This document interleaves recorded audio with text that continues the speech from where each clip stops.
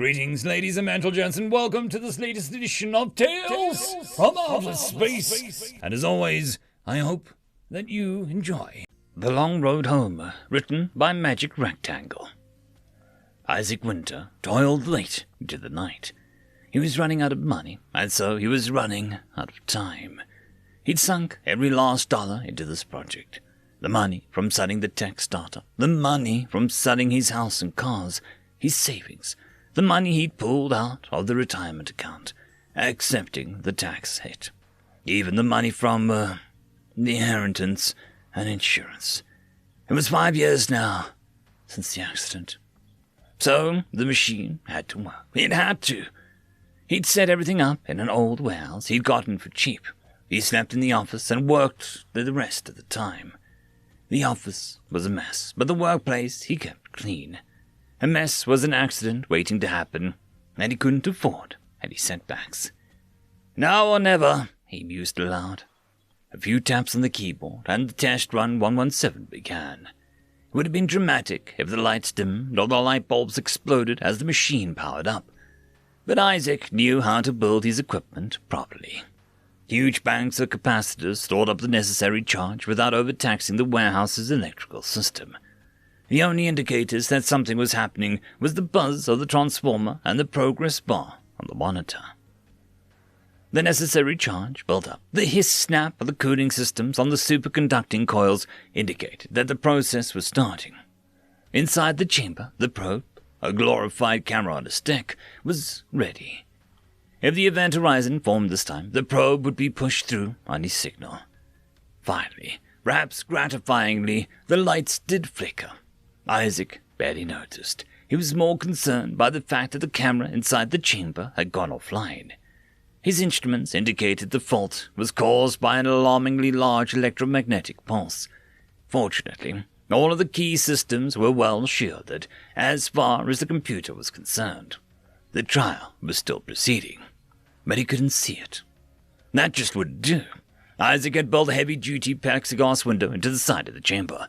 All he needed to do was head down to have a look. He carefully checked his person for any metal. He didn't expect to find any. He always checked at the start of each trial, but the superconducting coils could make magnetic fields strong enough to sever a finger if you were wearing a ring. So best to be sure. Satisfied, he made his way to the test chamber, peering through the window. There was a shiny silver orb. At first glance, it could have been mistaken for liquid metal. But it wasn't. It wasn't even matter. While the event horizon of the black hole drinks in all light, Isaac was trying to make an entirely different kind of hole in space. It seemed that he had succeeded. All light was perfectly refracted from the event horizon, but theoretically, hopefully, it would permit the passage of solid matter.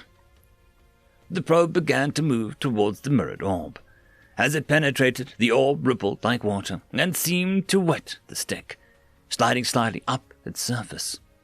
Isaac would have to return to his computer to check the probe's telemetry, but in the moment, he was too fascinated by the strange behavior of the event horizon. Shouldn't the effect be spatially stable? The liquid-like response to being agitated made no sense to him. Suddenly, the surface shivered, and the event horizon doubled in size. Another shiver, another doubling. Isaac had placed emergency shuttle switches in many places around the lab, so one would always be in reach, no matter which place of the equipment that he was standing by. He slammed the nearest switch into the off position, then returned to the window. It was still there. Why was it still there? He should have been terrified in that moment, but he just stood, mesmerized by the rippling, perfectly reflective surface. Another shudder ran through the orb, and suddenly Isaac's entire visual field was nothing but silver. And then blackness. Isaac's head was throbbing. Opening his eyes, he became aware that something was very wrong. This was not his lab. It had appeared to be a lab, though, a lot fancier than the one in the dingy warehouse he'd been using. He recognized some of the equipment. A lot of it, actually. If he didn't know any better, he'd say somebody was doing research a lot like his. But instead of a test chamber, there was an open pad. It almost looked like it was meant for a person to stand on. There were also huge banks of computer equipment and a massive central column with a little window on it. Isaac stood to walk to the column, but was overcome with vertigo. After steadying himself a moment, he made his way to peer inside. Nothing. Just darkness. Ah, Isaac 7, welcome. What? Who said that? Isaac looked around, but there was nobody. I am Alexis. The light came on, illuminating a massive bank of computers. This is me. I am an artificial intelligence created by Isaac Winter to aid in his work. I am Isaac Winter. I didn't make you. You are Isaac 7. My creator was Isaac Prime. The voice seemed sad, but then shifted to a monotone and began reciting information. Isaac Winter created a device which allowed him to exit his universe. In so doing, he created the small bubble universe. He quickly discovered that the laws of physics here are different than that of the Prime universe. For example, the speed of light is functionally infinite, and quantum uncertainty is comparatively low. These two factors allowed for the creation of computers which are far more powerful than anything that was possible in the Prime universe. Wait, hold up. Isaac still couldn't shake the vertigo. I'm in another universe. It worked! And I'm the 7th. 6 other Isaacs from 6 other universes got here first. And if the laws of physics are different, why does my body work? Shouldn't I just be dead? An interesting question. Isaac Prime used anthropic reasoning to justify his survival. In other words, maybe there are infinite other bubble universes made by infinite other Isaacs, but this one came out just right, so you and he could live to wonder about it while the rest died. Horribly. Cheery, but isn't that just a long-winded way of saying you don't know? The conditions required for a human body to function may be rare, but are apparently not unique. This universe has a different set of laws from yours, but they are still just right for you. Apparently. Wait, is that why I have vertigo? This universe isn't just right, is it? The universe is a hypersphere with a radius of 100 meters. The curvature of space seems to cause issues with human sense of equilibrium. It is not life-threatening. That's, not a very big universe. Indeed. In fact, the building that you are in essence, is the entire universe. If you were to walk down that hallway... A light illuminated a doorway at the far end of the room as Alexis spoke. You would come right back out the other side. Another light illuminated a doorway behind Isaac. It would be a little bit of a walk, 628 meters, from center of the room back to the center of the room. The conversation continued as Isaac absorbed information about the bubble, about Alexis, about the experiments that Isaac before him had been doing. The bubble was a nexus of sorts, a place from which you could access many other universes, theoretically an infinite number. There had been an issue, though. Isaac Prime had been actively engaged in an experiment when Isaac too had breached the bubble for the first time. Both had been killed. Worse, the engine that controlled this place had been damaged. The skin of the bubble universe had cracked. The vital pieces of the engine had fallen through into other universes. Can we make new parts and fix the engine?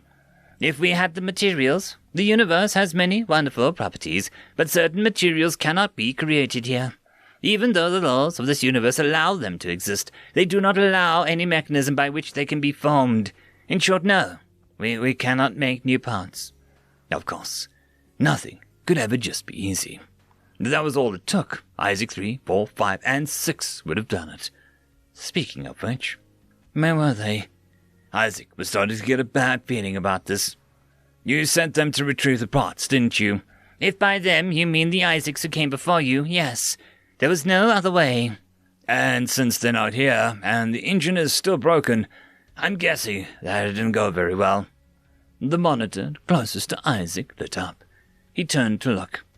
Isaac 6. Location, universe designated 17. Temporal adjacency, minus 2,631.371. Casual adjacency, 94.4%. Status, deceased. Cause of death, exsanguination due to penetrating wound to abdomen. Primary user, offline. New primary user designated Isaac 7. Nope. Just send me back. I'm not dying for some other Isaacs Feck up. I am unable to comply. The rift engine is damaged. You just said that you sent Isaacs 326 to other universes to find your damned parts. Send me back to the universe I came from. I do not know which universe you came from. Even if I did, I could not send you there. The bubble universe is cracked. We may access only the universes on the other sides of those cracks. You must retrieve the parts to repair the rift engine. It will close the cracks. Then it'll send you home, if that is your wish. Isaac should have been more upset about that then. But he wasn't. 6 other Isaacs had died because of this place, and he knew he should get the feck away. But as soon as he heard that it wasn't an option, he almost felt relieved. Like Alexis had given him an excuse he needed to stick around and play with all the nifty toys, without feeling like he was being completely suicidally irresponsible. Okay, so which part's the easiest to get? Alexis seemed to think that he should follow Isaac 6's footsteps, go to Universe 17 to get something called the Temporal Prism. She explained that it would allow her to gather better intelligence about the other universes. That way, he wouldn't go in blind. Next time. So I'm guessing temporal adjacency means the universe's timeline is offset compared to mine? Compared to the Prime Universe, I do not have data for yours. Universe 7 is in the 5th century BCE. Telemetry suggests the temporal prism landed in Greece. That's good news. It is in one of the more advanced areas in the time period. The temporal prism's unique appearance will likely make it highly valued by a local populace as a decorative ornament. You'll most likely find it in possession of a person of wealth. Isaac did a little math at his head. Isaac Prime must have been ahead a bit on the timeline from Isaac. Of course he was. He built all of this. It would have taken decades. A lifetime, even. Okay, and casual adjacency. A measure of how differently the events played out in the universe compared to the Prime Universe. The lower the number, the more differences you'll notice from the Prime Universe, and presumably from your own. Any universe that produces an Isaac Winter must have high casual adjacency to Prime Universe. Isaac supposed that made sense. So Alexis wanted to send him to an alternate ancient Greece to find what the locals would consider a shiny bauble. Wait, didn't that feel an awful lot like a fetch quest from a video game? Still, did I get to see what every historian probably dreamed of? It couldn't be all that bad. Although, I don't speak ancient Greek. Isn't that going to be a problem? Isaac 4 already thought of that. There is a 3D printer next to the platform. I've made you something. Put it in your ear. Isaac examined the item cautiously. It was small, metallic, flexible. This is a babelfish. Just put it in your ear. Isaac complied. At first it felt a little strange. Then there was just sharp pain. Ah, fuck! What the hell? It felt like the damn thing was burrowing into his skull. He clawed at his ear, but it was already out of reach. His hands came away a little bloody, but after a few moments the pain was gone. Isaac was beginning to wonder about the trustworthiness of Alexis. Can you hear me? Oh, your voice is in my head. Yes, I can interface with you even when you are in another universe. I can provide translations and even alter your language processing and perception so that you feel as though that you are speaking and hearing English, while using whatever native language is needed. Isaac 4 did quite a nice job on the brain-computer interface. Isaac 4, huh? It was hard for Isaac to imagine inventing something like this. He had no training with neuroscience. From what he did know, brain-computer interfaces were in their infancy. This would be far beyond what was currently possible. Maybe Isaac 4's universe was more advanced, at least in that area. Maybe I should do like Isaac 4 did and invent something to improve my odds of success. What would you like to invent? A personal shield or something. I don't want to die from exsanguination due to penetrating wound to the abdomen, or whatever. Are you aware of physical principles which would allow for the creation of such a device? Well, no. Get in the rift pad. The pad was large and open. There was a designated spot to stand. So there he stood. Alexis began counting down from 10. Another silver sphere began to form, but this one seemed more stable. No rippling or shivering. Just a steady growth until it was larger than he was. As the countdown reached 0, the sphere expanded over him. His vision was black for only a moment, and then he was someplace else. The man in front of Isaac had a dull, dirty bronze helmet. There was a cuirass too, and greaves. The arms and hands were unarmored. In one hand was a shield, some kind of sigil carved in it, and the other an imposing-looking spear. Isaac opened his mouth to say something, but the hoplite preempted him. In a smooth, well-practiced motion, he thrust the spear into Isaac's gut. Isaac thought this was the most painful thing that he had ever experienced. The spiral fracture he got playing ultimate frisbee in college had been bad, but this was worse. In a daze, he looked to the left and right. There were more hoplites. It was a battle. Alexis had dropped him right in the middle of a goddamn war. The hoplite jerked his spear back, and Isaac felt his guts flow out. Now, this was the most painful thing that he'd ever experienced. His knees grew weak, his vision blurry. He tumbled to the ground, mud splashing into his eyes to blind him. Fecking Alexis! His world went blank. Ah, Isaac 8, welcome. End of story. The algorithm reckons you should be watching this video next, and I recommend that you should be always watching my video. So, click with energy! And yes, clicking that does help the channel. Thank you very much. I just want to quickly thank the T5 channel members and patrons. Alithia, Barky, Tryagain95, Beautycure, Meridian117, Cam Maxwell, Casper Arnholt, Jordan Bucksborn, Angry Marine, Albard and Gusta, Savage Patch Papa, and Arcadian.